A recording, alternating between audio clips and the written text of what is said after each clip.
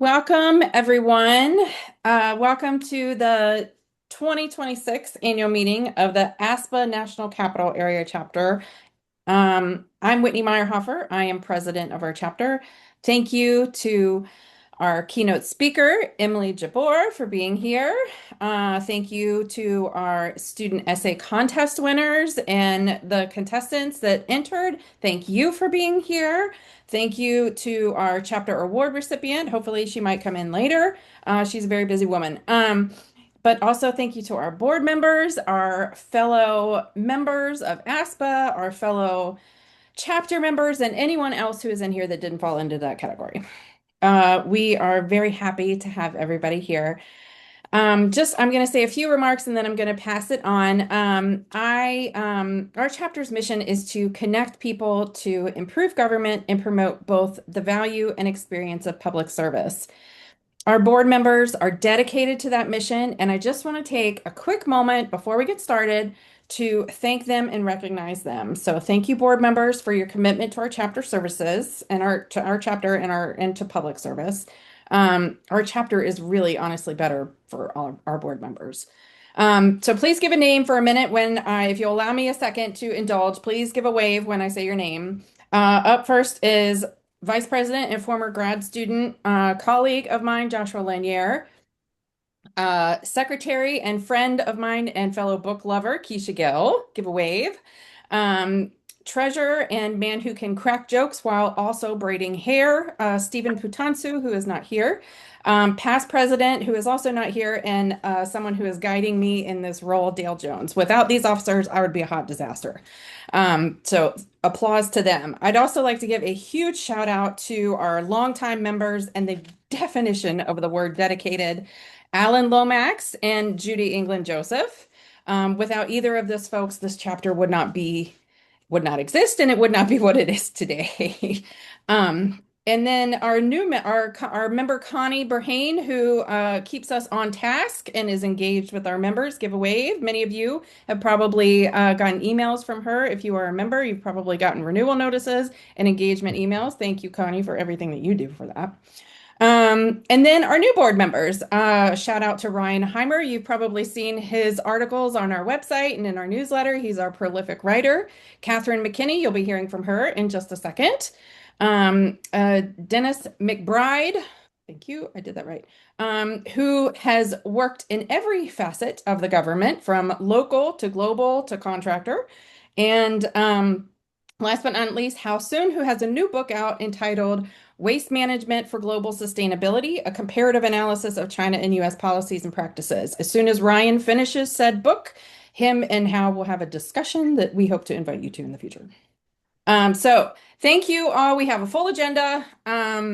We will start with our keynote speaker, Emily Jabbour, the mayor of Hoboken, New Jersey. I'm excited about this. And our board member and her friend Catherine will moderate and introduce that program.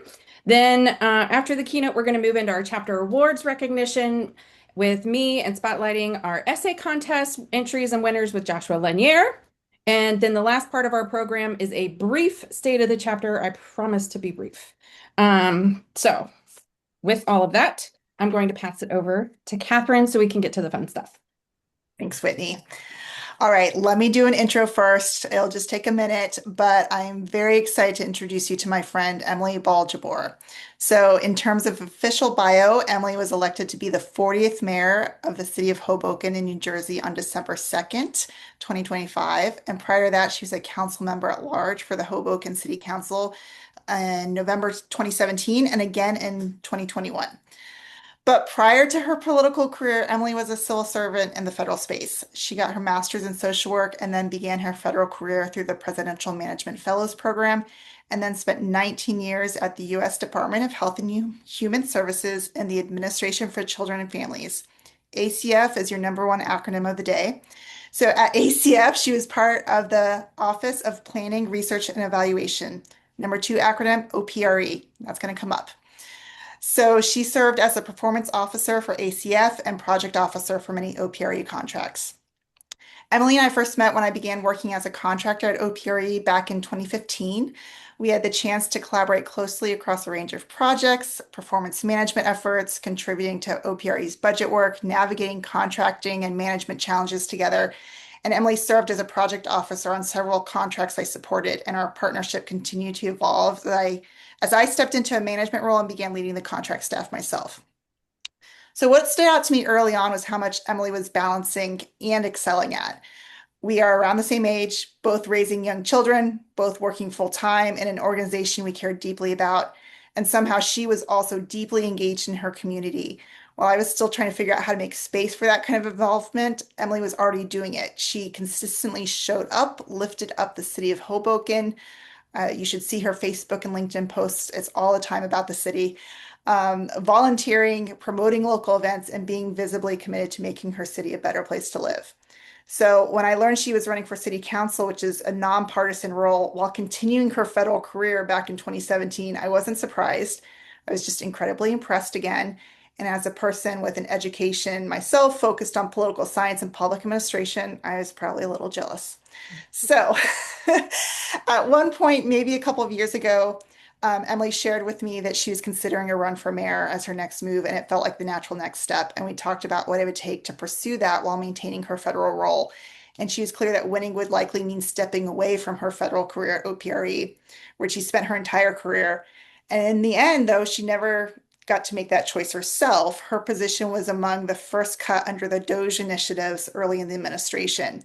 And so it marked this abrupt and deeply unfair end to a dedicated career in public service. But at the same time, it created space for her to fully focus on her mayoral campaign, which she ultimately won.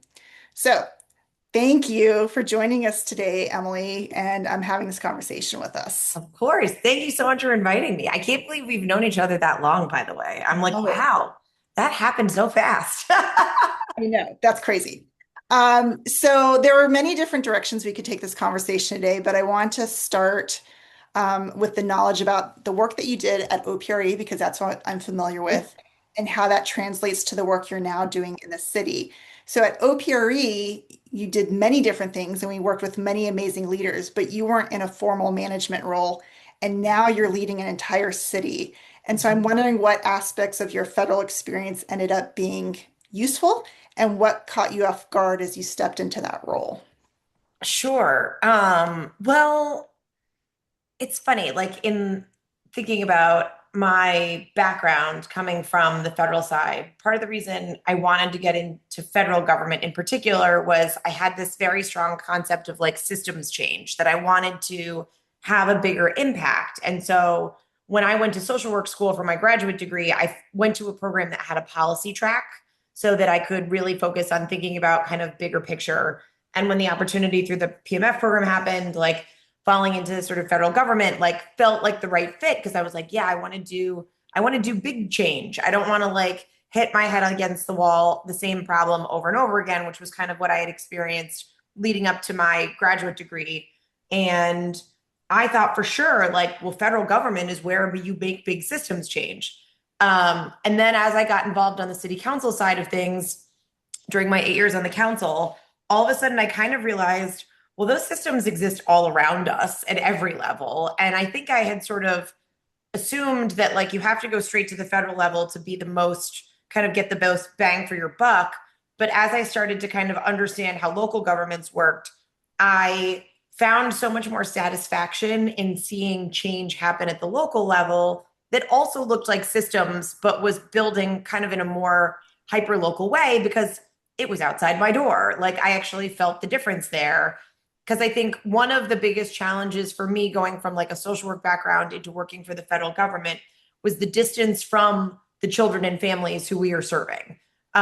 Which as like someone who cares very much about sort of your mission and understanding shared goals, like I always knew the work I was doing was in service of supporting our families and our children, but you didn't always like get that warm fuzzy like, oh, I just like helped that like, you know, little human, there they go, like they're a better person now. Like you lost like that human touch component. And so as I started to kind of get involved on the council side of things, I was like, oh, you know, it's at a different level and the systems look a little different, but you can still make systems change even at a different kind of within a different universe. And I think there are things that really threw off my sense of scale having worked in the federal government where like a $10 million was like program was like really small. And now I'm like, oh my God, I would like $10 on the floor to put towards something around here. Like I'll use every dollar. So I'm like a little thrown off still with like the sense of scale around that. But my role, my entire 19 years as a performance officer was all about like advocacy through data and just this idea that like people want to understand how their tax dollars are working. Like when I started in ACF, it was the last 2 years of the Bush administration, and the Bush administration had stood up a website called expectmore.gov. And it was literally just like kind of the first phase of like a dashboard online where you could go and like pull down data and see, well, how much money are we spending on Head Start and what are we getting for that? Like, what are their stated performance metrics? And that made a lot of sense to me. Like, I liked that concept. I got, I've, as a social worker, I got behind that because I thought, well, if I can't tell someone what I'm accomplishing, what I'm doing, how am I going to ever ask for more resources to do more of those good things?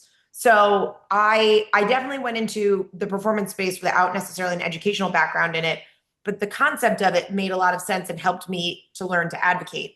And that translates across all parts of my life because it's also what then worked when I stepped into the role of a city council person.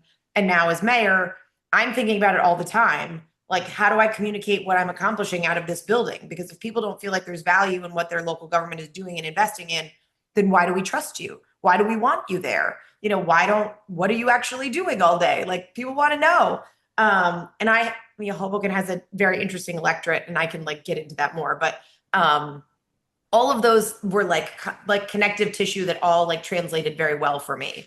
And I to your point, like I didn't necessarily have like a management role per se, but I knew what it was to work in an organization that is very committed to public service and ultimately wanting to make, for me, I show up as the person who wants to make government work better for people.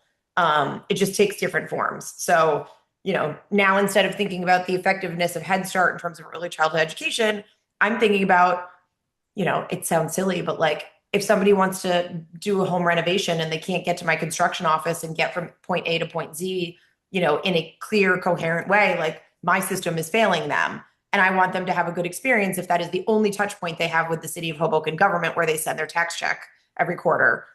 So, it's just different scales, but in a lot of ways, the whole like public service mission is very similar.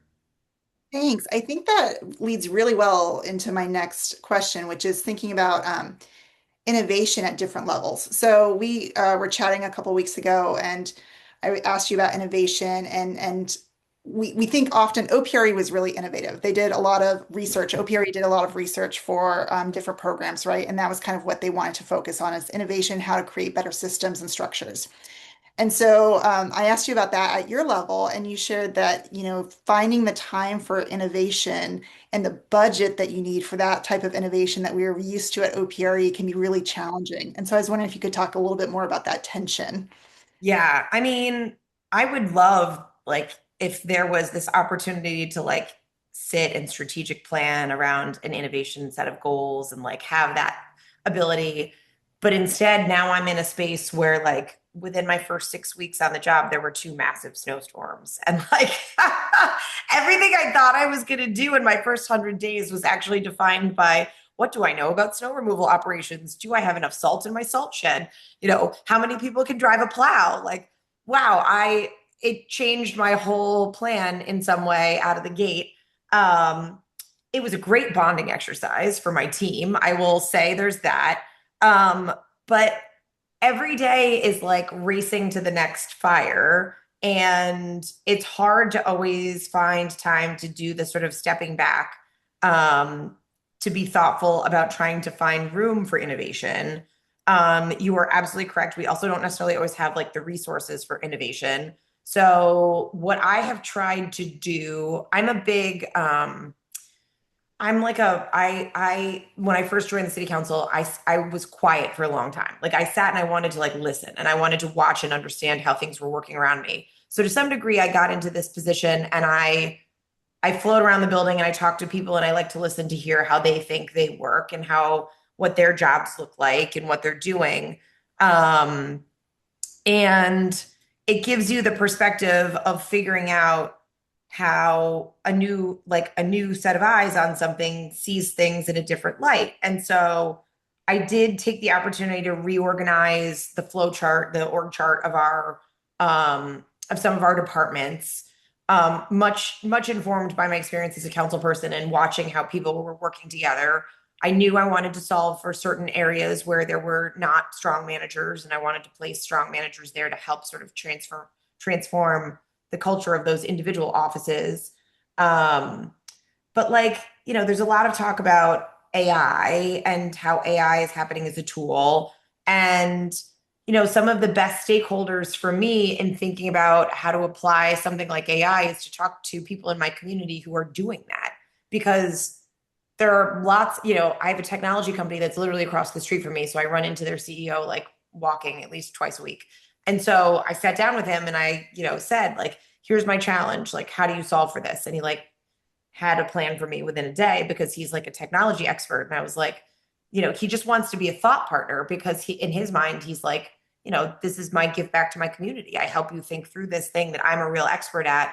And then I don't have to procure $1 million contract with some company that's going to come and like build something for me that one, I can't afford and takes too long. Um, there's a lot of, I would say, innovation around too, like the information sharing about, networks like this one. Like one of the first things I did was to find some camaraderie in at organizations with other mayors. So I joined, there's like a council of mayors for the state, and now I'm on their board. And I know that I can reach out to all these other mayors and say, like, has anyone ever dealt with like a shared services agreement? Can somebody help me like sort of figure this out? Like, why reinvent the wheel if somebody else is already doing this effectively? You just have to ask the question and be willing to say, I don't know the answer to this. Can you help me get there? So that has helped me innovate, and by virtue of like shared practices and learning from others. But like AI is a it's funny. Like I think everyone has this sense that like AI is coming and it's going to change the whole game, which I guess it will in certain industries. But for me, like I can't use AI to pick up garbage. Like somebody's still got to go out and pick up the trash. Like somebody's got to plow the streets. Like there's a lot of careers within this building that are preserved, even in an environment where AI takes off. But there are other aspects of it that are really helpful. And we actually I'm like so proud of this, and it's so silly.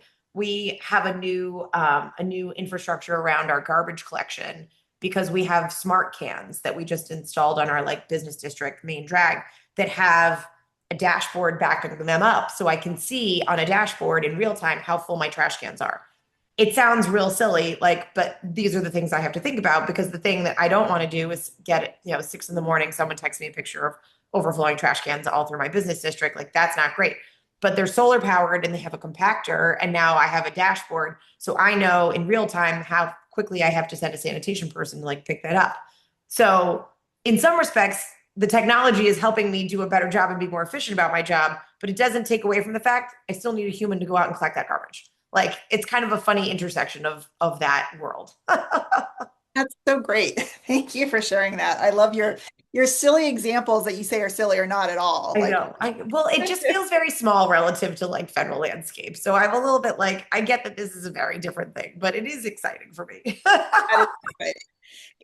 Can you briefly tell people how the government system is set up in Hoboken and how the city council worked versus the mayoral, and then your population and challenges or things that work well with it?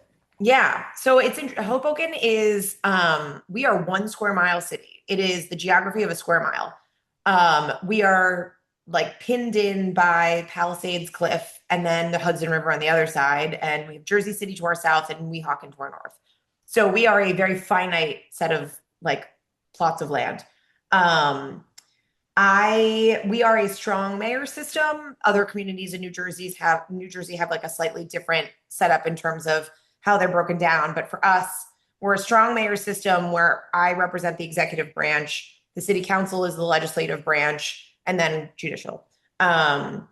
We have a council that is comprised of 9 members. 3 are at-large council people, and those 3 council people are always at the same time as the mayoral candidates. So there's like a bracketing that happens where typically a mayoral candidate runs with 3 at-large candidates. And then off cycle, the 2 years is the ward council people. And the ward council people in theory represent their neighborhoods. So there's 6 different ward people who kind of have a slightly different scope of work because of the fact that they are more about their like hyper local neighborhood area that they cover. So you have 9 people, and I was one of those 9 coming into this. And when I first got elected in 17, it was a new mayor, and I was in a 7-2 minority in terms of people who were aligned with the mayor versus against the mayor. And ooh, it was awful. I hated it. It was really scary and frightening because it was like I was new there. I was not aligned with the majority of the council. Like I didn't know what I was doing for sure all the way. Like that was a real learning experience for me. That's for sure. And you know, the magic number is 5. If you want to get anything done and passed, I need 5 people to agree with me. Fast forward to now, I have a like 4-person. I have a four council members who are kind of like aligned with me, and then I have a few who are kind of swing, and then I have 2 who are against me. So I don't have a majority now, but I'm closer to that than I experienced when I first got on the council. But we're in Hoboken is a fascinating community. I think one of the things that's like a real tell about how we work is that at one point there was research about the most academically qualified electorate in the state of New Jersey, and Hoboken has the most graduate degrees per capita. So like we have a very smart residential population. There's about 60,000 people in Hoboken. Our population has grown by about 20% in the last 15 to 20 years, because Hoboken's property values relative to kind of around us, we have some of the highest property values in Hudson County for sure. You know, we have access. Hoboken Terminal has a PATH train that takes you right into New York City. So it's a commuter train. You also have access to NJ Transit, so you can go out to the rest of the state. There's, you know, a fair amount of people. There's certainly a lot of people who take, you know, transit into Manhattan, but then you also get a lot of people who do the reverse commute out to the suburbs.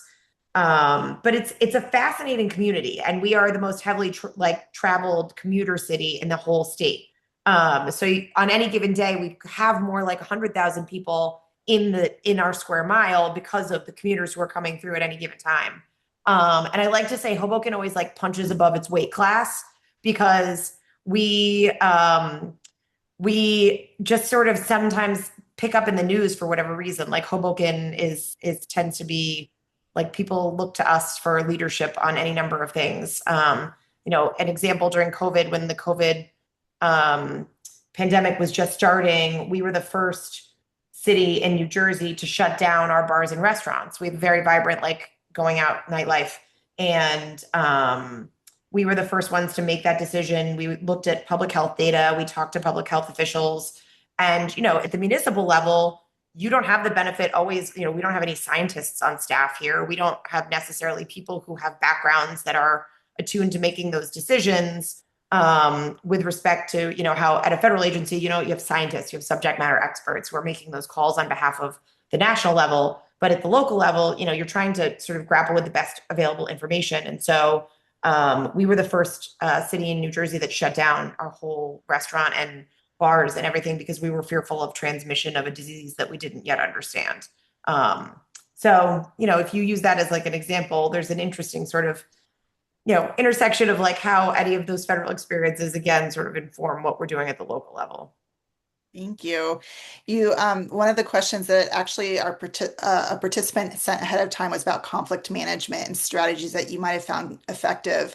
And thinking about your experiences with navigating conflict, especially from the city council and mayoral side, like, can you talk about how your approach maybe has evolved over time? Yeah, I mean, listen, one of the first things I knew is I'm never going to make everybody happy in my role. I certainly wasn't doing that on the council, and I'm certainly not doing that now as mayor because I'm always making decisions that are going to be, you know, somebody's going to disagree with. You know, when it raises to the level of conflict, that's more challenging.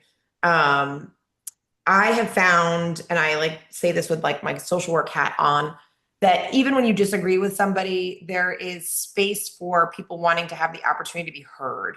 And an important component of our city council meetings was always the public comment period, because you get your 5 minutes, you get to come up and you can talk about anything you want.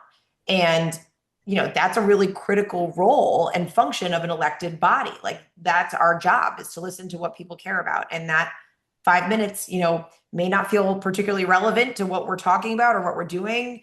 It doesn't matter if that's what somebody in our community wants to talk about, they have the right to do that. So I think, I have tried to make space now in this new role to have, regular office hours for residents to come in and meet with me. I'm very involved in the community, and I show up in a lot of different ways. And part of that is I think you often can avoid a conflict from the beginning just by letting people have the opportunity to tell you their position, because we are always very quick.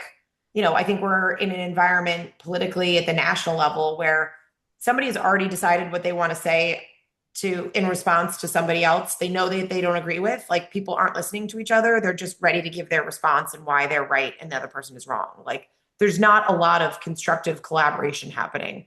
And so figuring out how you make space for people to have feedback, I think it certainly lessens the level of conflict. I think, like, the veracity of the conflict.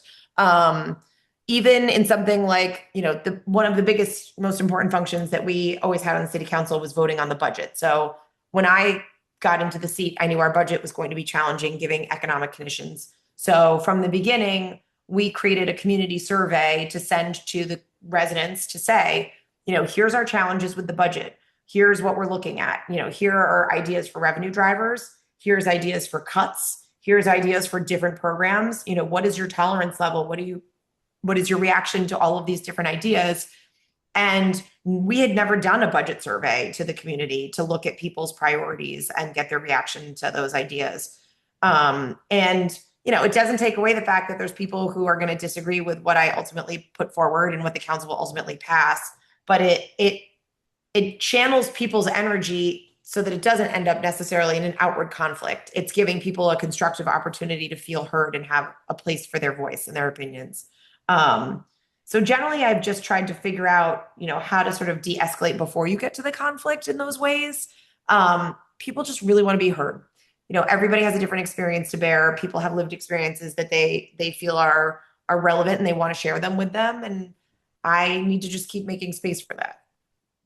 Thank you. In OPRE, we spent so much time thinking about surveys and evaluation, and it Yeah. sounds very much like that translates in any Yeah. situation, right? Um, we had another question from a participant who sent ahead of time asking how can we effectively implement gun violence prevention? And this was such a great question, and I don't know if the person who asked this even knows you are deeply involved in Moms Demand Action, and I think the volunteer work in that group actually maybe led you into that political career a little bit. And Yeah. so, given your work with Moms Demand Action and your path into public service, what approaches have you seen actually make a difference at the local level? Yeah. To be very clear, I never wanted to be a mayor. This was not my job goal for myself. Like, I was very content working for ACF and loved our work. Um, I have two daughters. They're now 11 and 13. And I will tell you the exact day that, like, this sort of the cast began to be the die was cast on my path, which was I was volunteering in my daughter's pre-K program, and there was an active shooter drill that happened. And I remember very clearly, like, watching a group of 3-year-olds huddle in a corner of a classroom with a teacher who said they were playing the quiet game. And, the principal comes and rattles the door, and they're not allowed to talk. And, the whole thing probably took about, like, 8 to 10 minutes. And my daughters were 1 and 3 at the time. And I went home, and that was the day that I was like, you know what? This is a solvable issue for me on a policy basis. Like, we have to go and we have to do something. And so I reached out to this organization, Moms Demand Action, because it was kind of the first thing that popped up on Google. And I had this recollection. It was Moms Demand Action was created by a mom after Sandy Hook happened in Connecticut, and the tragedy there. And so I remembered reading about it. And I, spoke to the woman who was the New Jersey state chapter leader, and she said, oh, well, what can I do for you? And I was like, I really want to go to a meeting. Where can I go to a meeting in Hoboken area? And she said, we don't have anyone in that area. Like, why don't I help you start a meeting? And I said, lady, I have a career. I have two small children who are toddlers. Like, I don't know what you think my day looks like, but I don't have time to like start an organization. Like, you're nuts. And she goes, no, like, we're going to help you do it. I'm going to come to Hoboken. We're going to meet with your electeds. We're going to invite all of them to be there. And she did. She like helped me guide through that process.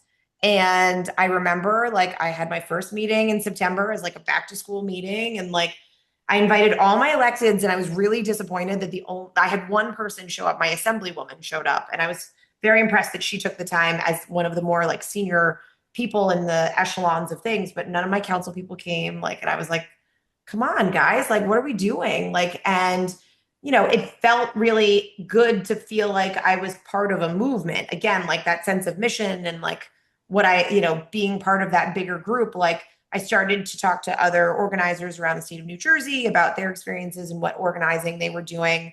And in Hoboken at the time, we had this series called Coffee with a Cop. And I went to Coffee with a Cop wearing my Mom's Demand Action shirt because I thought, well, okay, if the legislators aren't going to come to me, I'm going to them.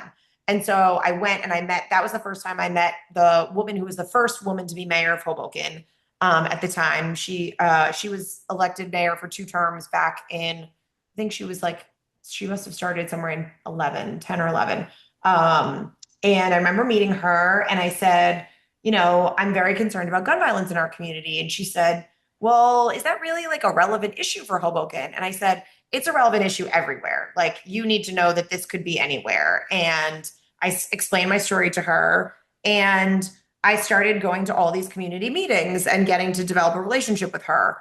Fast forward 2 years later, she's the one who sat down and invited me to lunch one day and said, I would like you to run for city council on my ticket. And I said, no, you're crazy. I'm not going to do that again. Like, why do people keep asking me to do these things that I don't have time for? But we had met by virtue of my advocacy. And she was like, I really want you to be on the city council because you have a perspective and you have some, a voice that we don't have. Somebody who's coming from like a community organizing background, somebody who has young children. There were no council members who kind of were in that space. And I've learned a lot about kind of where there could be an intersection and an opportunity on the city council to work towards addressing gun violence. A lot of that has to do with just properly resourcing, your recreation, your teen programs, like giving people options that are constructive and creating safe spaces. Our police department is extremely open to this conversation from the beginning. They worked with me, not against me. A lot of communities that I think are probably politically a little bit more conservative, or your law enforcement are more conservative, sort of see a group like Moms Demand Action as trying to like take their guns away. And I'm like, no, this is a public safety issue for me. And so from the beginning, I had buy-in from my local law enforcement, which really made a tremendous difference. So every year, we do an education campaign, we hand out free gun locks. We try and always, attend community events like National Night Out, just to talk to people about it. Because people assume, a community in New Jersey, like, this is something that happens in inner cities. Why do I care about it in Hoboken? Well, lo and behold, we had an incident probably, I guess, going back 2 years ago now. And, you had a group of youth who were all kind of like having a fight that started on social media. It ended up, they met in person over this, whatever this back and forth was. And somebody pops up a gun to like sort of show off. And they didn't shoot it at someone, but they accidentally discharged the gun because it didn't have a lock on it. And because of the density, this is 60,000 people live in 1 square mile. So the density of people, we're the fourth most densely populated city in the entire country. When you're talking about gun violence in a community that's this densely populated, it meant that those bullets hit like multiple area units of apartments of people. And thank God no one was harmed by that.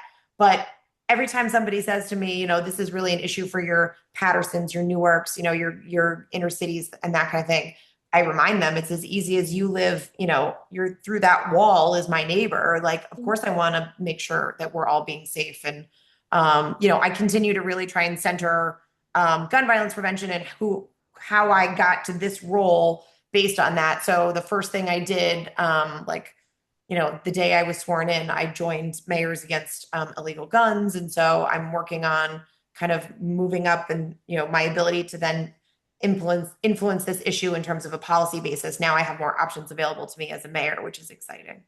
Thank you. Okay, we have like 2-3 minutes left. And so I'm going to Talk ask faster. you one last question.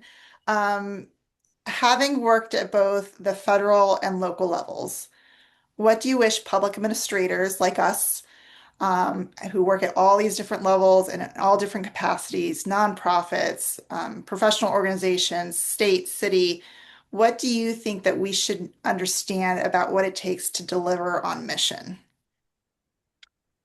I think you have to always,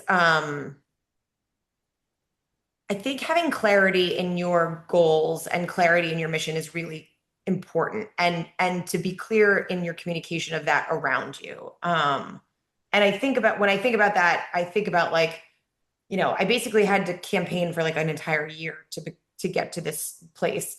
And people are constantly throwing roadblocks in your way, right? Like whether it's personal challenges, whether it's professional challenges, like there are always things that are trying to interfere with your ability to get where you're trying to go. And in my case, to get elected into this seat as mayor, and I, the, there was a point in time where things got particularly ugly in the back and forth amongst the candidates. And I just remember saying to myself, like, I got here because I had the support of people who see what I'm doing and understand who I am and think that's good. And I had to go through a runoff process. I had to go through one election in November and a second election in December, 30 days later. So, emotionally, that was exhausting. But I had to like keep recentering myself to say, when I started this process, here's what I wanted to do and why I'm doing it. And one of the best things I did, and I encourage any of you, if you're like at this moment where you're like on the precipice of like doing something different or a challenge or something, or you're looking to make a kind of change. I sat in a room with a bunch of people who I call my kitchen cabinet. Like, always have a kitchen cabinet around you, right? Doesn't matter if you're in politics or not. You have that friend group, your family members, whatever. They know you, they love you, they know what your weaknesses are, they know what your strengths are. They can speak honestly and have clarity for you. And we literally sat around a table for like hours and said, like, how do you describe, we were thinking about this with a political lens, but you can do this in any space. What is our goal? What is it about, Emily that cares about Hoboken? Why does Emily want to be mayor? And I kept photographs of those. We had like big, flip chart paper, and I kept them on my phone to always go back to that. Like, because there's always moments that one, you get really down, right? And you're like, oh my God, this day sucks and everything is going wrong and everything is terrible. Why am I doing this? And you go, okay, I need to look at this for like a little bit of like a hype moment of like, yes, I can do this. Um, but you have to always like remember the thing that like drives you, because there's so much noise, especially in an environment with social media. All of us have noise and we all get distracted all the time. And so you have to, one, consult that kitchen cabinet, know, like, and assemble that. If you haven't done it before, it's a great exercise. It's sort of like doing a 360 at work, right? Like, and we've done those, Catherine. You do those like 360 assessments to get people's honest feedback. Well, instead of doing like a formal 360, just put everybody around a table and say, my goal is to become, the head of this organization. I want to be like the CEO, or how do I get there? What do I need to think about? There's so much really good energy from like the collective think of putting smart people around a table, all thinking about your goal. Selfishly, you want them to think about with you. I'm also a big believer that like, we just need to continue to be like, the clarity of our communication is really important, because I think sometimes people are not willing to be honest about what's really going on. And maybe I feel like that sometimes happens for me. At least, like, where it's not always, especially as a woman, somehow I think, this idea that I'm going to come out of the box and say I want to be a mayor, like, sometimes people receive that as being like an aggressive posture, like, oh, well, that's presumptive, something like that. But like, if you don't say it, if you don't own that and work towards that, then it's not real. Like, you have to be willing to like own it and clearly communicate that that's what your goal is.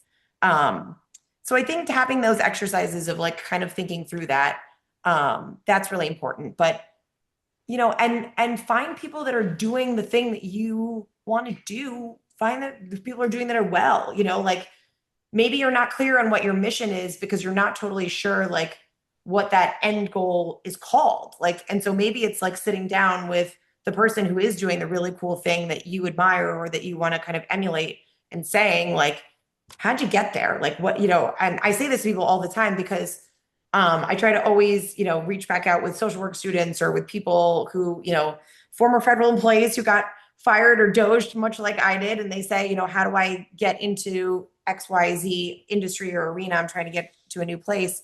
And what's interesting is psychologically, we all want to share something that we have learned. Like it's like innate in all of us.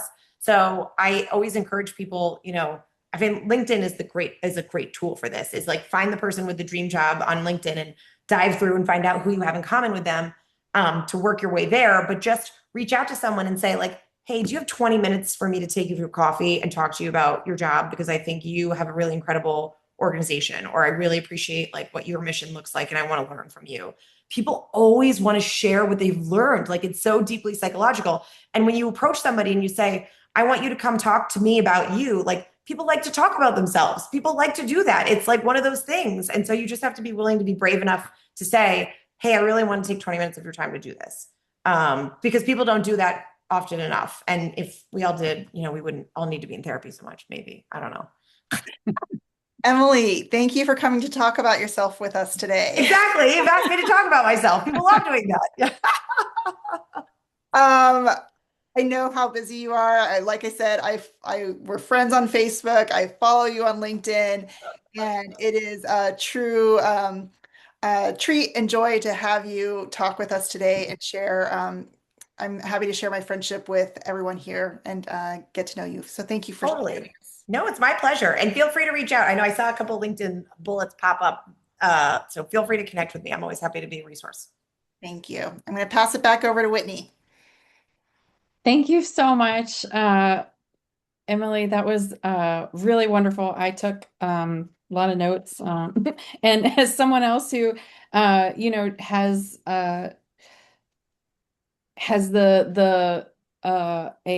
business card of someone that I want to reach out to that has the big job that, like I love that kind of encouragement, and I love everything that you said about, well, everything. So thank you. Thank you so much. My pleasure. Um, I hope everyone else enjoyed Emily's talk. I'm so grateful that she was here. This was so real and so down to earth, and I'm just so glad that you were able to be here and give us your perspective. I'm going to now move on to the awards portion of our evening.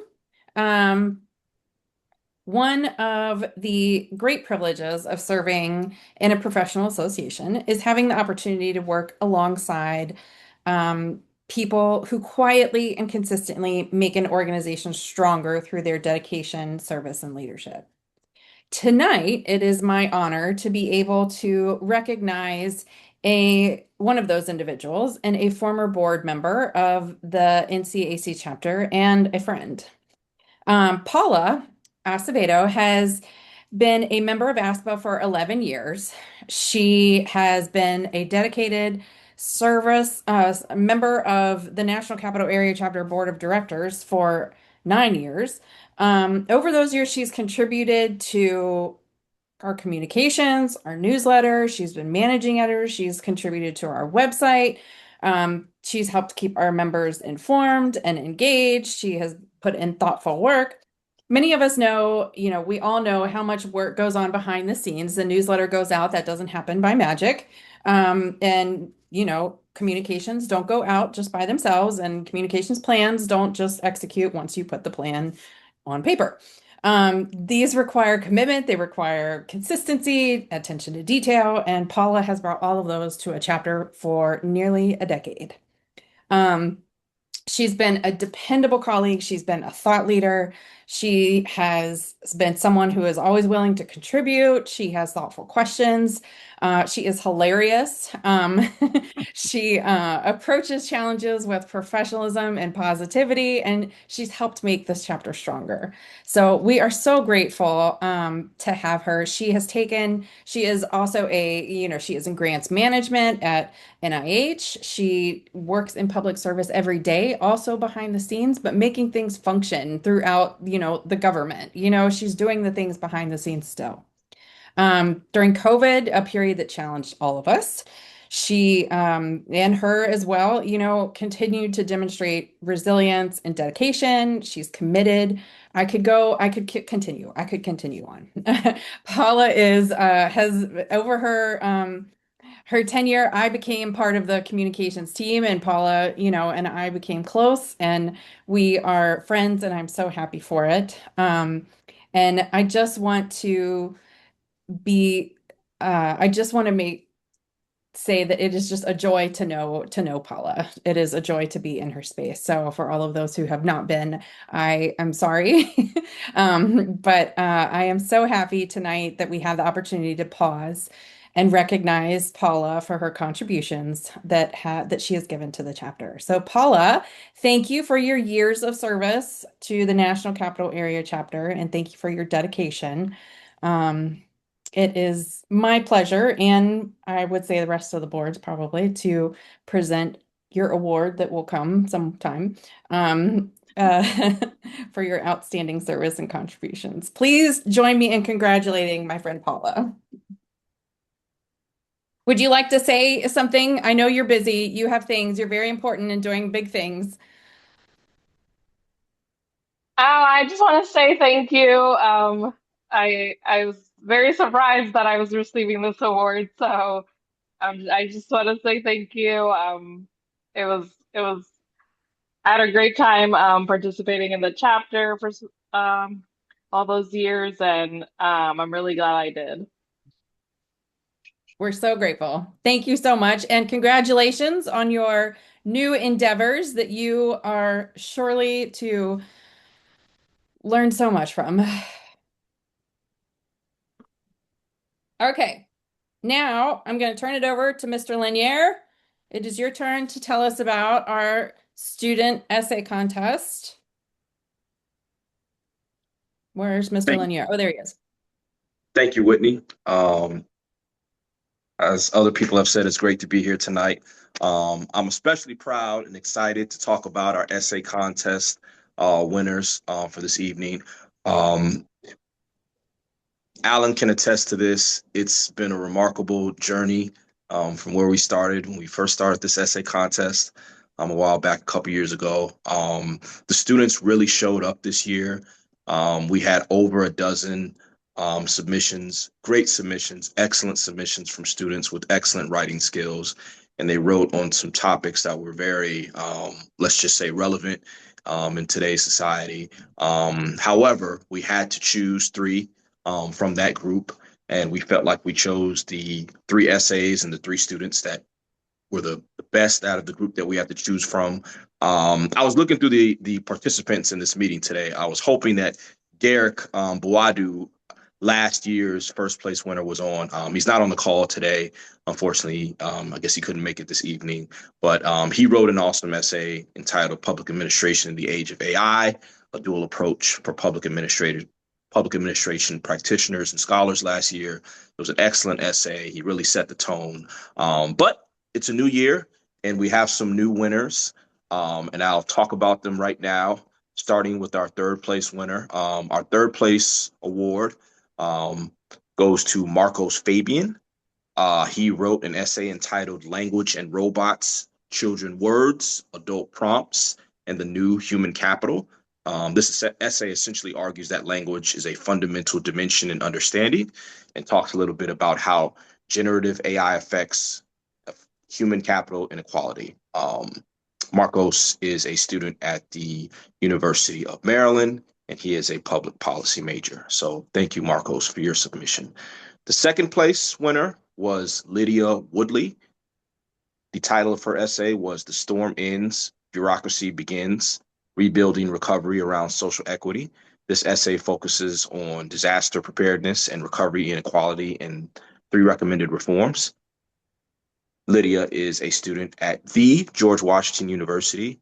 And drum roll, please, our first place winner, who is on the call tonight, and we thank you for joining this meeting tonight. We're so happy and honored to give you this award. You earned it through your great writing and through your submission. Rethinking the Role of Bureaucrats in Democratic Governance, the Case of Social Welfare Policy in the United States, written by Zara Kassar. This essay argues that thinking about the roles of bureaucrats should not be simply limited to administrative roles, excuse me. They often assume additional roles as negotiators, policy influencers, policy makers, and policy entrepreneurs. And Zara is a student at the George Washington University. So um, before I say anything else, I just wanted to give a round of applause for Zara. She is on the call. Zara, congratulations for being our first place winner. Thank you so much. Thank you. I really appreciate it. I just want to thank the whole National Capital Area chapter of ASPA for this recognition. I honestly I was surprised. I did not expect it at all. So I'm really honored to have received it. And yeah, so is it my time to say a few words? Absolutely. Okay, perfect. Thank you. Okay, so the title of my essay was Rethinking the Role of Bureaucrats in Democratic Governance, the Case of Social Welfare Policy in the United States. And this essay was actually a slightly shorter version of an essay that I wrote for a public administration course in my first year of my PhD. Um, and it was in response to an essay prompt, which was to evaluate a very long-standing question in public administration, which is, should the role of bureaucrats in a democracy be limited to administration and implementation, or should they play a larger role in policymaking and governance? And I was interested in this topic because it really sits at the heart of one of the field's oldest debates, I believe, which is the relationship between democracy and bureaucracy. And as someone who's specializing in gender and social policy, I'm particularly interested in how public institutions shape social welfare outcomes. And so social welfare policies seem like a very useful lens because bureaucratic decisions often determine whether people can access different services, healthcare, income support, and other essential services. And so in many ways, these policies make the role of bureaucrats especially important and very impactful. And so to answer the question, in response to the prompt, I conducted a literature review of the role of bureaucrats in democratic governance. And so I reviewed both classical and contemporary public administration scholarship, including the politics administration dichotomy, the traditional bureaucratic model, a street level bureaucracy, new public management, new public service, as well as public value theory.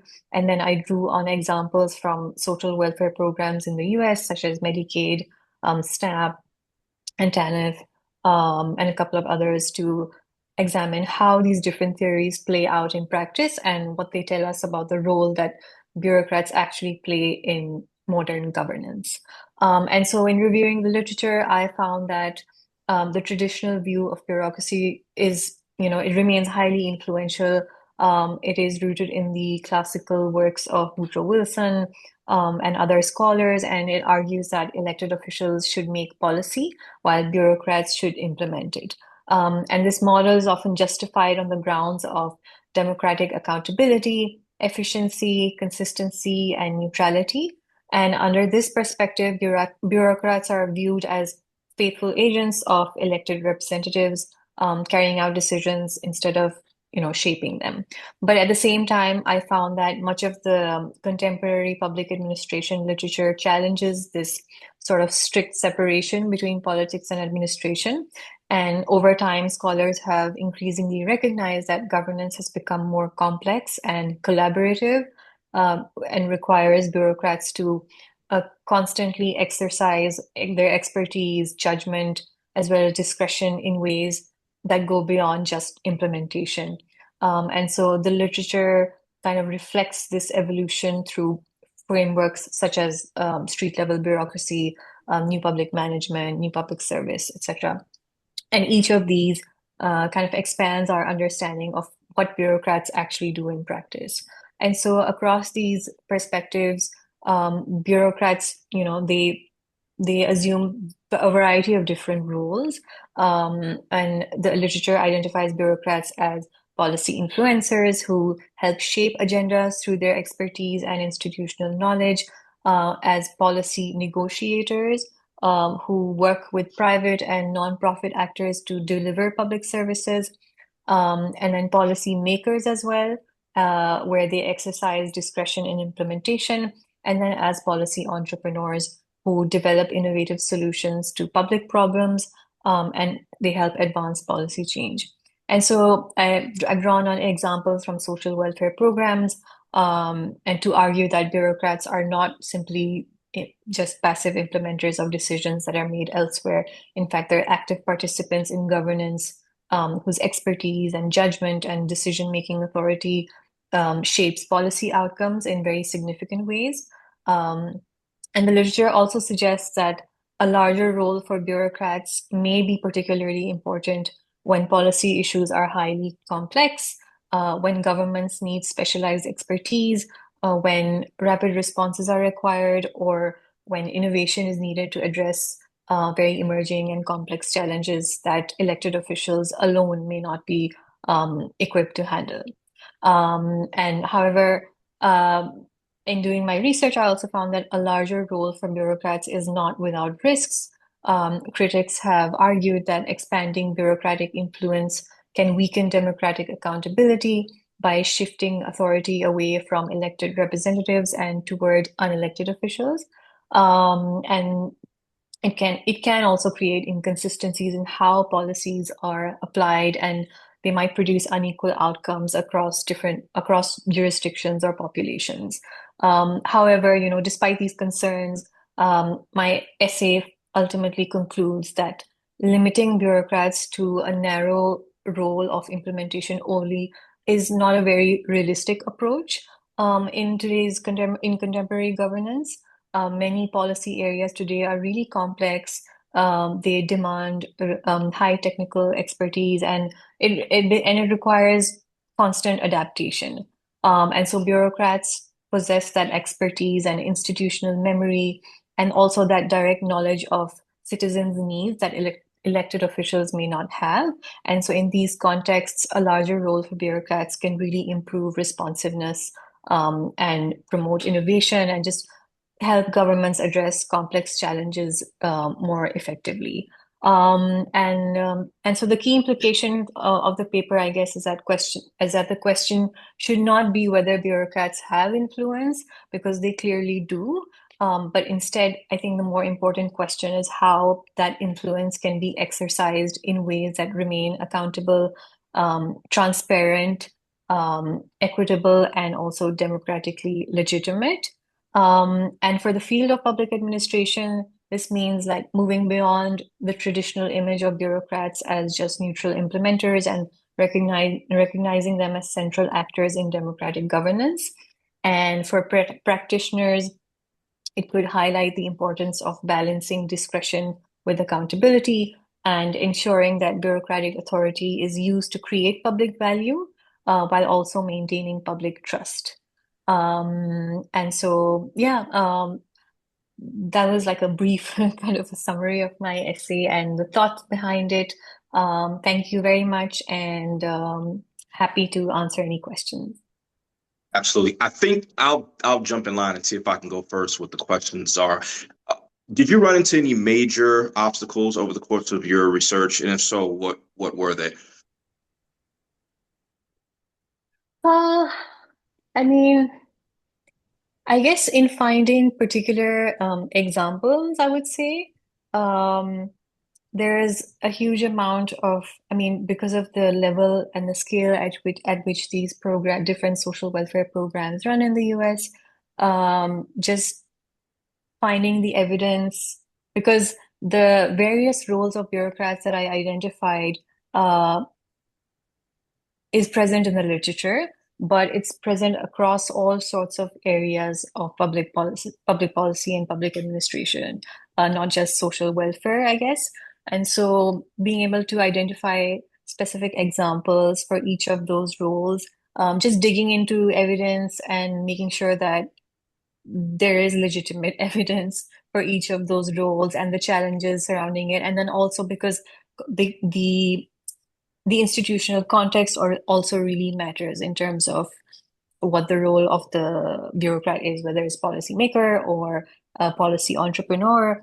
And also because these programs obviously are implemented across all states at, in different ways. And so I think being able to identify that and acknowledge that and also recognize that in highlighting those examples, I think was a bit of a challenge, I would say.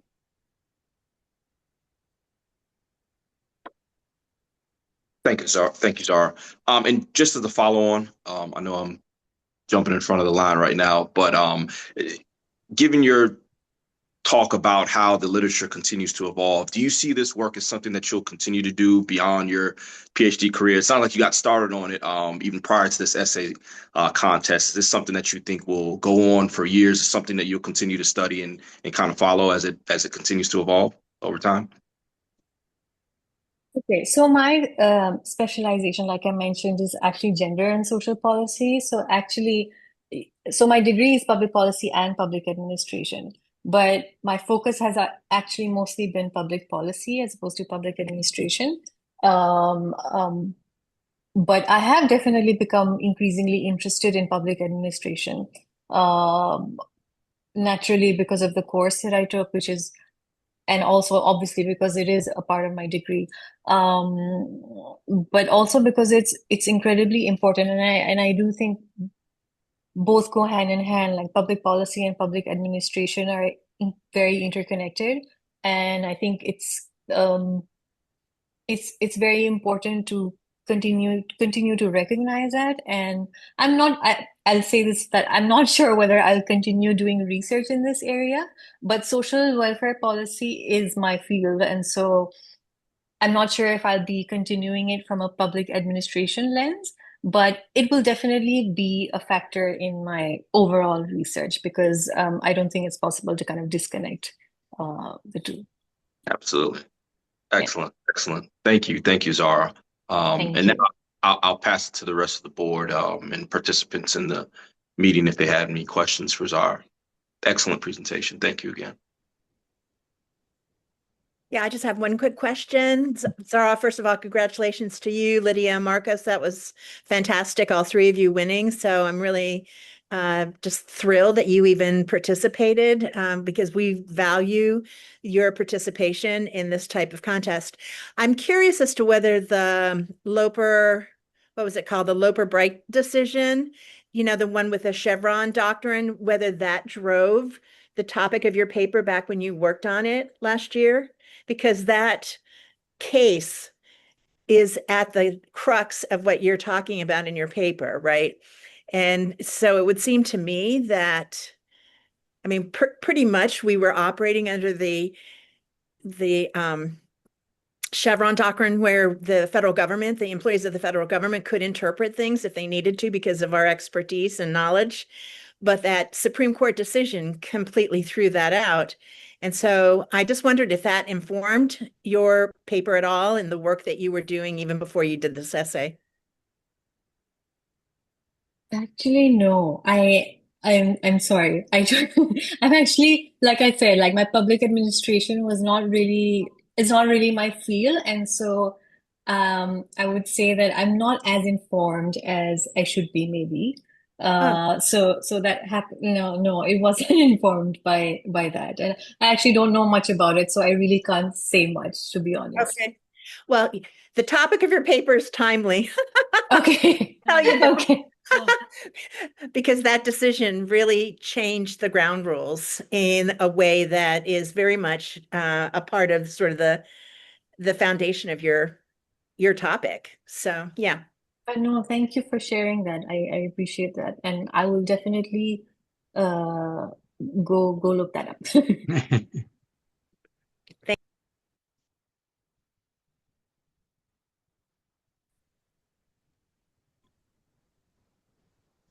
All right. Were there any other questions for our first place essay contest winner for this evening?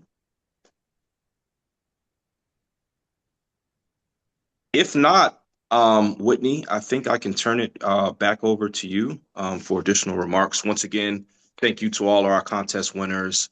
Zara, you did an excellent job. We're so happy to have you as our first place winner. for this year. So thanks again. The applauses are coming in. Thank you Whitney, so I'll much. I really appreciate it. thank you. Thanks, Josh, and thank you, Zara, for being here. Thank you, Lydia, for being here, and Marcos as well. I want to, tomorrow in our newsletter, you will see these linked, but also if you go to our website, you will also see the essays have been posted on our website. Please go and check out their essays are there for you to view, download, and read on yourself. I read all of them. So they are all very well written and very thought-provoking. So thank you so much, everyone, for all of the essays that were submitted. There were definitely over a dozen, and they were all very heavy hitters. So we thank all of our contest winners. This was truly a feat. So thank you. Now, as promised, this will be brief. I'm going to give a state of the chapter, and we're a little ahead of time. So I will give us the state of the chapter, but I promise to still be brief, even though we might be ahead of schedule. I wanted to start with a short little story. I remember when I was choosing my master's program and I didn't know what I was looking for. I was shopping around a few programs. I take a couple classes. Do I want to get a PMP? Do I want to get my MBA? Do I want to get a degree in publishing? I was all over the map. So I remember I went to an info session and I heard one of the first professors that I have, who I would eventually be in her program, was Dr. Susan Gates.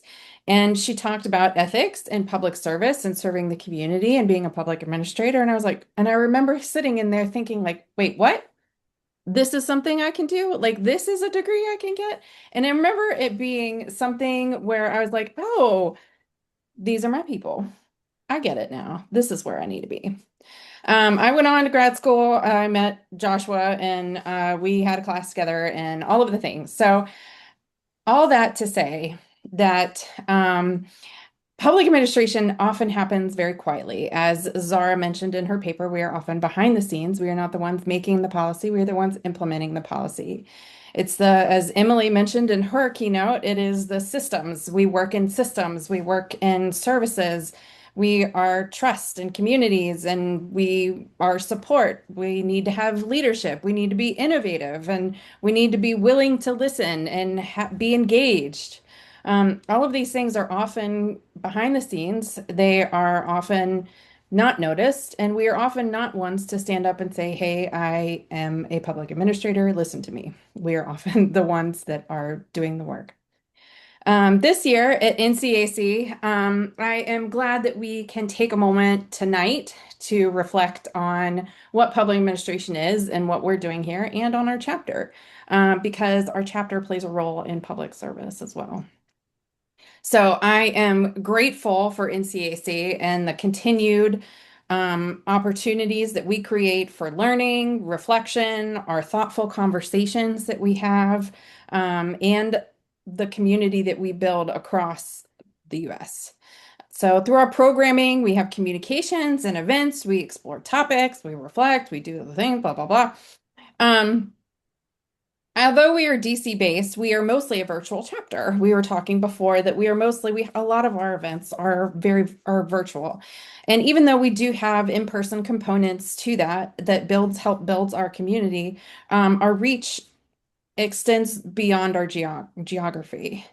And our community includes public servants, it includes public administration professionals, it includes public policy professionals, it includes professors, it includes those who are working in federal government, local government, contractors, it includes everyone in our community. And I'm so proud of our board. I'm so proud to be a part of this chapter. I have been for a long time. I frequently say to the board, I think I may say at every meeting, I'm not entirely sure, but I might, that I love being in the rooms with these people. I love being in the room with the board members. I love being in the room with our chapter members. Some of the work that I am most proud of isn't just what we have delivered, it's what we've created together. and what we continue to create. And I love that when this many smart and dedicated and caring people come together, good things come out of it. Wonderful, good things come out of it.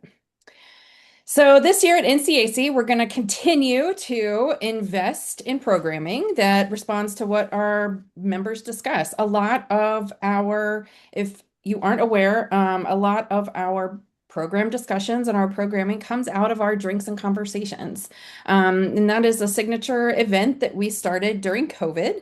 If you haven't been here for a while, all of us were noticing on the board, hey, this is rough, man. I need to talk about it. And so we started having these events that were drinks and conversations. And it was a space for us to show up and just talk about what was happening. Sometimes we have a topic now that we've moved away from the trauma of COVID. Sometimes we have a topic that we're talking about. Sometimes it's facilitated, and sometimes we are all going through a tough moment, and we just say, "Hey, let's have a chat." So if you haven't been to one, there will be opportunities. Stay on the lookout for drinks and conversations in our future. All are welcome because a lot of our ideas for programming come from that. We are continuing to strengthen the chapter. There are a lot of different things that we have been thinking about as we have expanded, as we've, moved in the last couple of years. One of the things that we're thinking about is chapter development. So projects such as updating our bylaws, perhaps looking at partners with other organizations such as YGL, Juana's here, and exploring sponsorship opportunities. In programming, back to programming, I'm so grateful. Hi, Joanna. Um, I'm so grateful that Judy is leading our programming committee. She does a fantastic job. From AI to innovation to government, we're keeping practical uses for public administration. And ideas at the forefront, practical uses and innovation at the forefront of our programming, which I think is wonderful for us to be thinking about doing at the local level. As Emily said earlier, sometimes at the local level, you can see the impact of what you're making more than you can at the federal level. But that doesn't mean that at the federal level, we're not trying to make an impact as well. Our chapter is wonderfully unique in that we are able to have public administrators at all of the levels and many practitioners, not just those in the education field, but also those who are working on the ground, local, all over, and many contractors as well because of our location. Looking ahead, I think that our opportunity is a thoughtful one. We've been having strategic conversations at the board level over the last year, and our task has been a thoughtful journey of we don't simply want to do more. We want to deepen an impact. We want to connect with members. We want to engage with members. And we also want to talk about things that are real, things that we're really working on. So hopefully our chapter and we'll be able to continue those conversations and continue to make an impact in the way that we can. I think that there's so many things that are changing in public administration, in everything, in all places. And the expectations change. There's rapid innovation. We're evolving. Technology is evolving. There are so many questions. And I think that chapters like this one, where we can come together and have a community and discuss those changes, are how we will work through this and how we will continue on to the next phase. So, I want to continue to build the chapter. I am grateful for the people that are here to help me continue to do that because I cannot do this alone, and will not do this alone. So I am grateful for this chapter, this community, the encouragement of curiosity, the growth mindset that the board members come with. I am grateful that we are all able to be here and help lead this chapter forward. So that was brief. I promised brevity. I do want to give some space if there is a topic or something that someone wants to levitate to the top that they would like to say or something that they would like to. I want to give a short space for that before we sign off. So Whitney, in the chat, there was a question that was being asked of the mayor, but I'm not really sure whether the mayor is the right person for that question. Um, and I'm looking now to see. I don't think She that just person is off? here. I Well, think she's off. Yeah. I told her I'd give her a chance to maybe bring it up. You all probably saw it. It was about the foster care crisis. And I just wanted to ask if there was anybody on the call that might have worked or is working in the foster care system that we could connect her with. But if she's off now, then okay, we can't do it. We can circle back though. She's not a member. So yeah, we probably have Oh, her email, but she is not a member of the chapter. And I do want to make a connection while we're here. I want to connect Courtney to Alan. Alan and Courtney, you don't know each other, I don't think, but Courtney's from the County of San Diego, and she's working in the office that they newly created to help the county with performance measurement and program evaluation. Alan worked at GAO. He's now very much a full-time, unpaid volunteer for the city of Alexandria and is involved in many different aspects of the city's major programs. And so he brought his expertise from GAO in the performance measurement area. He brought a lot of that to the city of Alexandria. So I would love for the two of you to get connected because things that are happening in his city might be really relevant to the kinds of things that you're trying in San Diego. And also just beyond the city, there's a lot that he knows about program evaluation and performance management. Oh, thank you so much for the introduction. Yeah, Alan, I would love to connect. The County of San Diego, we in 2021 started the Office of Evaluation, Performance, and Analytics, and we're a county-wide office that is intended to drive evidence and data-driven database decision making at the county. And so much of it is culture change and building data literacy and helping people to even understand what program or what performance measurement and evaluation is. So I was actually just talking with Judy earlier today, and I think it's really helpful to have the federal government as a North Star for what things could look like, because I think the federal government has been ahead of the game than the local government space. So it's definitely been helpful to kind of think of where I think we're probably back where things were in, I don't know, the 20 teens, and trying to catch up as quickly as possible. Well, Courtney, I'll just say yes. I put my email and my phone number in the chat. Actually, I guess it was about maybe 9 years ago, the city of Alexandria decided to set up an office of performance measurement and evaluation. I was involved in just providing some ideas and concepts to them, and it's been around ever since. It has evolved from where it originally thought to where it is today. And we can have conversations about that evolution and why it happened and what's good about it and what's not so good about it. So yeah, happy to. So Awesome. we'll connect. Perfect. That sounds great. Thanks. And if there's anybody else in this meeting who also has any background in performance management, in analytics, in program evaluation, and would be interested to connect in any way on this topic, please let me know or let Courtney know through the chat, because I would love to connect her with other people in our chapter as well. thank you. Brighton, do you want to say hi and tell us where you're from, what you're doing? Yeah. Thank you for having me over. I'm Brighton Quinn from Houston, Texas, but currently live in Bentonville, Arkansas. Work at the State Department of Transportation. Also, I worked briefly at the City of Little Rock working on their open data systems, Courtney. So if you need to reach out, please let me know. Definitely more of a novice compared to Alan, probably. But if I can be a resource, I definitely love to connect. And I'll put my email in the chat after this. We are essentially trying to rebuild our ASPA chapter in the state of Arkansas. And right now we're very academia focused. I myself am a practitioner.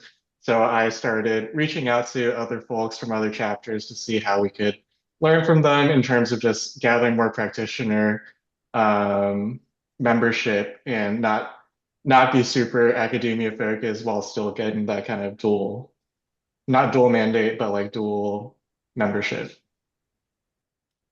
Thank you. Thanks for being here. We appreciate it.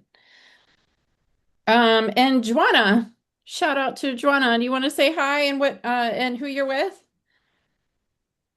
Oh, yeah, sure. Good evening. Thanks, Whitney. My name is Joanna Adebi. I'm a federal employee by day with Department of Homeland Security, and by night, I'm the Chief Relationship Officer with YGL, which stands for Young Government Leaders. I'm not sure if many of the well, so the Young Government Leaders, even though primarily it's federal government employees, but it was set up initially as like a social um, uh, gathering for young government leaders in 2003, and then over the years has evolved to professional development, just in other aspects, and it is for local, state, and federal and tribal. So grateful for, and Ryan is part of our membership, and grateful for the connection with ASPA, because we also are looking to connect and force more supply with other organizations. I think after COVID, it kind of really affected the in-person aspect. And so we're kind of going back to that. But, of course, with everything that's going on in our society and also in government, there's been some adjustments. So definitely look forward to more opportunities to collaborate with you all. But I'll put the website in the chat. Feel free to check out our events if you are interested in. A lot of we are nationwide. We had chapters in several cities at one time. Actually, how I heard about the organization was when I was living in Kansas City, Missouri, which is where I'm from. I'm now in South Jersey, so shout out to the mayor that was on. She's in the north, I'm in the south. But I work in Philadelphia. So, but a lot of the membership are in the capital region. So that's another reason why, we're connecting. I would have to commute in, but everyone else could meet up with you guys. So you will be hearing from us about some events that we are thinking of having in the fall. Thanks for the opportunity. Thank you. Thank you so much for being here, everyone. I really appreciate everyone being here. I appreciate our partners, our people, our board members, and our essay contest winners. Thank you so much, and those who entered. Josh, you have a hand up? What you doing? Just one final thing. Yeah, go. Just to piggyback off what you said, Marcos, Lydia, Zara, we can't thank you enough for your essay contest submissions. Please use us as a resource. You just heard Joanna talk about the young government professionals. Please feel free to reach out to us on LinkedIn and email Alan and I if you have any questions about student membership or anything related to the contest or anything moving forward. But just wanted to thank you again for your submissions. And Zara, thank you again for speaking tonight about your essay. Thanks, Whitney. Sure. Okay, is there anything else for the good of the group?